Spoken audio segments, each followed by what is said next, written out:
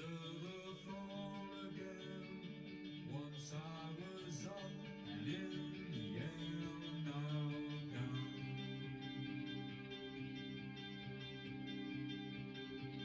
Goodbye to all my friends. Forget I ever was. The moon goes underground.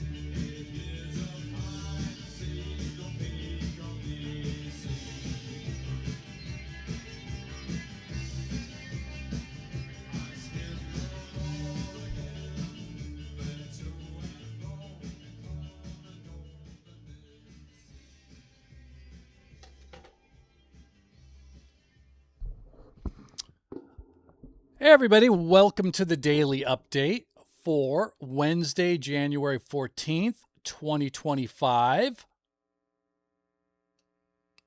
Or is it?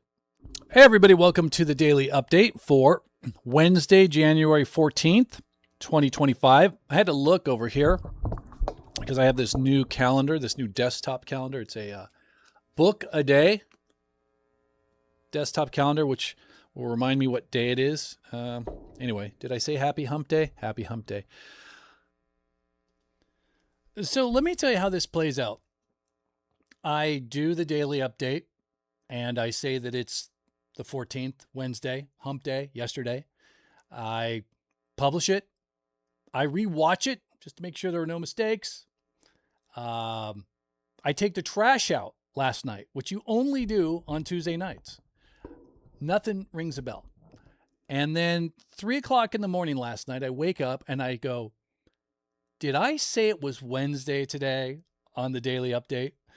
And look, the title of today's daily update is Shine a Spotlight on Your Mistakes. There was a time in my life when I would have freaked the hell out because I did that. Here's what I would have thought. I was like, oh my God, I just published this daily update in which I said it was the wrong day. And people are going to be thinking, this guy doesn't even know what day it is. How does he know anything about the market? I'm not watching him. In my life now, I'm like, made a mistake. Happens. Is it worth putting together a system to make sure that I don't misspeak the day again? Probably not, because I've got a life. But there are some mistakes that are worth spotlighting. And why? Why do we put a spotlight on our mistakes? Not to call ourselves out, not to embarrass ourselves. We're doing it ourselves, right? It's an empowering thing. We do it because we want to figure out what we're doing right, what we're doing wrong in the market, and then change or try to be aware of those things we're doing wrong. There is a whole guru culture in the market right now that plays on the concept that the outcome defines whether something is a mistake or not. And that's totally wrong. Like, however something turns out does not retroactively determine whether you made a mistake or didn't make a mistake in the decision process. For example, you go to Las Vegas with your best buddy and you walk up to the roulette table and I know the name's not a croupier, that's the craps person, but the rouletier guy says, hey, you two, how about you put everything you got on 00 green? Your house, your retirement funds, your kids' 529Bs, your cars, everything you got on that 00 green. And your buddy goes, sounds good to me. And you say, no, sorry, I'm not going to do it. And guess what? 00 green hits. It doesn't matter. He still made a really bad decision. He made a mistake. You did not make a mistake. The outcome does not change whether that decision was right or wrong, because all we can do is make decisions in real time. So the idea is we want to make decisions with the most amount of information we have and with the best percentage of working out. They don't always work out, but we want them to have the best percentage of working out.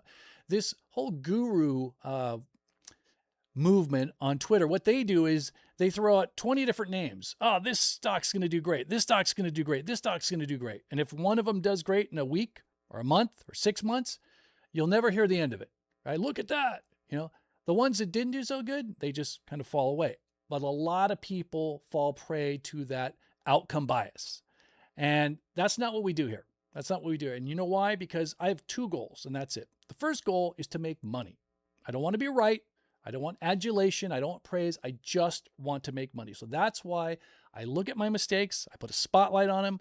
I lighten them up. Like when you're doing something on your workbench or when trying to work on a project, the more light you have on the project, the better you can see what you're doing. Okay. So number 1, to make money. And number 2 is to build a community of people that do not fall prey to that guru thing. A community of people that want to improve themselves by refining their process and want to do so in a supportive community. So that's why I don't care that I made a mistake yesterday on the day, and I'll make a lot of mistakes in the market, and that's fine. I'll show you all the warts because the point for me is to figure out what I'm doing wrong, not to try to keep up some facade that I'm perfect and I never do anything that isn't in my best interest. All right. So also want to give a shout out to Phil Bone in the Discord, who, now we're on plan 9 already. Anyway, he made a nice reference in there to this song, which is one of my favorite songs, Under the Floor Again by The Damned, from a seminal album, Strawberries. If you don't know anything about The Damned, go get Strawberries. It is a great album. Okay, so let's get to the market. Let's get The Damned out of here. Also known as Los Malditos in Spanish. All right, so today, another interesting day. One of the things I talked about yesterday was that we were kind of on that tipping point of risk on, risk off. I said we're like at a 6 to 7. We had different, I would say we had different influences. The indexes themselves looked okay, but certain names are starting to deteriorate, and certain ETFs or markers were starting to deteriorate, most notably XLF. And we were talking that it's more like a stock picker's market, so we have ambiguity on the indexes. We have a little bit maybe short-term bearish bias on the indicators, and then it's down to the individual names and how they do. So, right out of the gate today, or right off the bat, or whatever euphemism you want to use, we gapped down, and it looked like we were going to have a trend down day. We lost the low yesterday. We see this spread. So many times we've seen this spread in the opposite direction when we're going up between the 5, the 9, and the 20, and we got it the opposite way today. The 20 becomes the limiter, as we often see. Tries to get above here, cannot do it. We continue to go lower, and we're kind of looking like we're falling off a cliff here. And then buyers show up, and what do you know? They push us back, not quite above yesterday's low, but a pretty decent save, I would say. The Qs got hit even harder out of the gate. NASDAQ was down big time. The futures down. And look at this. And again, there's that 20, right? But then we get this rounding, which is it's pretty healthy when you do rounding like this. And if you look at IWM, it was basically the opposite. A little bit of chop out of the block, and then we went higher, closing above yesterday's high of the day. And, that same sort of rounding thing. Again, closing above yesterday's low of the day. So buyers keep showing up. What happened with us today? Well, let's take a look. What is that saying about patience? Patience makes perfect. Is that what it is? No. Patience pays off. Okay, that's what it is. So we had a couple names on the watch list that have been knocking on the door of breaking out. Poet is the most foremost. Look at all these times we've tried to break. Well, first of all, we tried to break into this resistance area here once, twice, 3 times, 4 times, 5 times, 6 times. We keep knocking on the door. Oftentimes when you do that, when you're knocking at a level and you're not getting pushed down very far, you keep seeing buyers show up, you're weakening the sellers here. Right? You're weakening their resolve. You're taking more out of the game each time. So eventually you're going to get a breakthrough. And that's what we got today. Poet up a nice 13%. It was up 15% at one point. So patience paid off there. increase in volume, but it's not that much above average. But I do like this move. I'd really like to see us close above here tomorrow to solidify this. This is one of those names where you could see a move right back down, but nice breakout. Another one that we've been waiting on for a while, Bros, that same sort of thing, knocking at the door on this short-term trend line, downtrend line.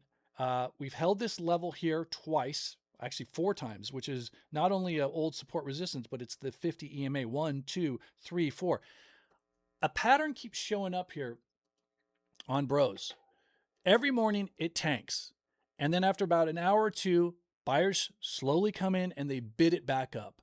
That's good action. That's the sort of action you want to see. I actually, I've had a position in Bros for quite a while. I added to it today by buying, I posted it somewhere in the Discord. I think I bought, what did I buy? Let's see, what did I buy? I bought some, I know I bought calls. I can't remember where. I was in my car when I bought them, so I had to, let's see what we got here. Yeah, okay, here's it. I had to do a screenshot. So I bought $70 calls expiring April 17th for $3.80. I really like what's going on with Bros. It got knocked down a little bit at the end of the day, but it really looks like it wants to break through the short-term downtrend. And if it does, then it's going to challenge this long-term downtrend. And if we get past that, Katie bar the door. And then finally, another one that we just added this to the watch list yesterday, up 10%. So if you remember, put it on the watch list here at 9, ran all the way up to 16.5, pulled back a little bit. I think I put it back on the watch list either Monday or yesterday, one of those 2 days. And now we got a 11% win. So that's nice. It's nice when that happens. Okay, let's go through the rest of this. We'll go through the whole thing. If you're watching this on Twitter, you can just click the link in the attached tweet. If you're watching this on YouTube, you just click the link in the description if you want to see the whole video. All right, so where do we go to here?